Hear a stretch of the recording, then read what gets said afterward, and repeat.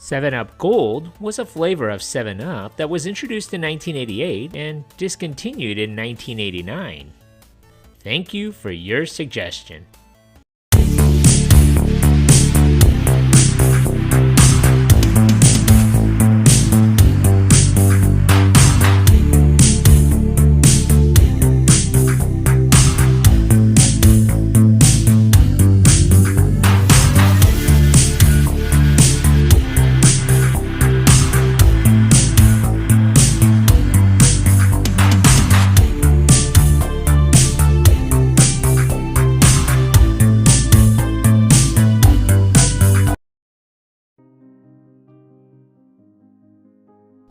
When you think of sodas or soft drinks, you naturally think of Coca-Cola, Pepsi, or maybe even Dr. Pepper, which are loaded with sugar and caffeine.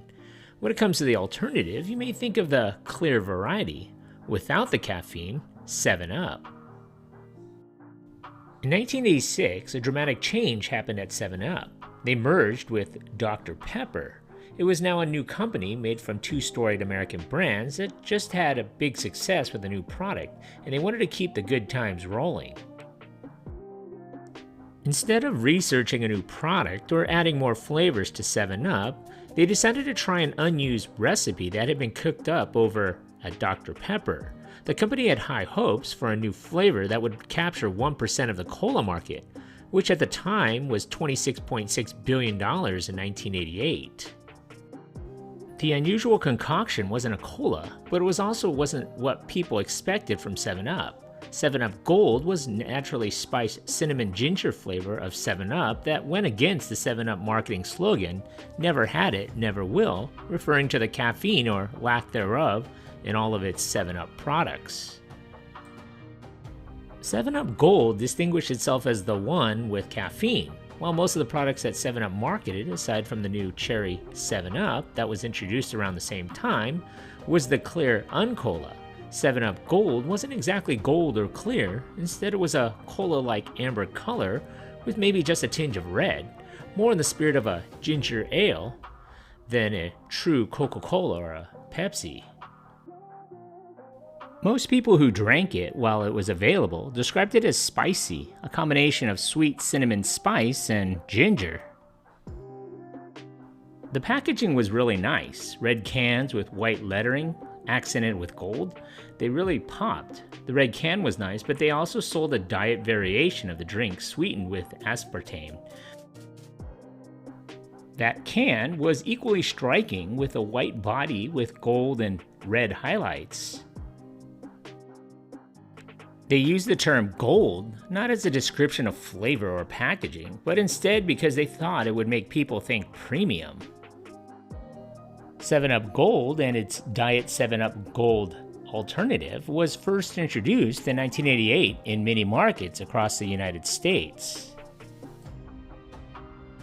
7-Up was optimistic about 7-Up Gold and would spend over $10 million on a series of energetic commercials showing youthful people engaged in high-energy antics. This was in line with the company's stated attempt to appeal to males aged 18 to 34. The product was rolled out in April of 1988. The commercials started to hit the airwaves in May and would continue through the summer. It had been reported that they hoped to capture 1% of the market with their new product, which would have been about $266 million a year in revenue. So with the ads rolling out in print, radio, and television, 7-Up Gold hit store shelves and 7-Up was expecting blockbuster sales. While it had its fans, it was nothing like the groundswell that Cherry 7-Up had received. So the company decided that rather than try to keep the brand going, they would pull the plug. In early 1989, bottles stopped appearing on store shelves, and by spring of that year, it would be gone. So what happened? The target customer group did not take well to the new soft drink. Marketers had focused on lifestyle, and when shoppers were in stores and spotted an amber 7-Up brand, it was confusing. Was it a cola? Did it have caffeine? Why would it be called gold? None of that was answered in time to make a difference. The New York Times said in 1989, it seemed like a surefire strategy for creating a new soft drink. Test the flavor to make sure people like it, sell it under the brand name of an established product, and back it with $10 million in advertising. For 7-Up Gold, however, it turned out to be a recipe for a flop. Disappointment, said 7-Up's chief executive John Albers. I'll be honest, it's a failure. I've been around for so long, and you think you learn your lessons and practice intelligent marketing, but you can be sidetracked. 7-Up executives and their powerful business partners, the 7-Up bottlers and distributors, had several theories to the product which is misunderstood by the consumer. People had a clear view of what 7-Up products should be, clear and crisp and clean, and no caffeine. 7-Up Gold was darker and it does have caffeine, so it didn't fit the 7-Up image. The 7-Up company originally hoped to capture 1% or more of the estimated $26.6 billion soft drink market in the US in 1 year, which would have generated around $266 million a year in revenues.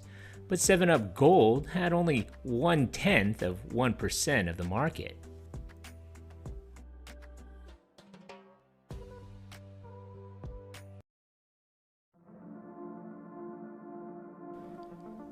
Thank you for watching. If you like this content, and if you haven't already, hit that subscribe button. Thanks.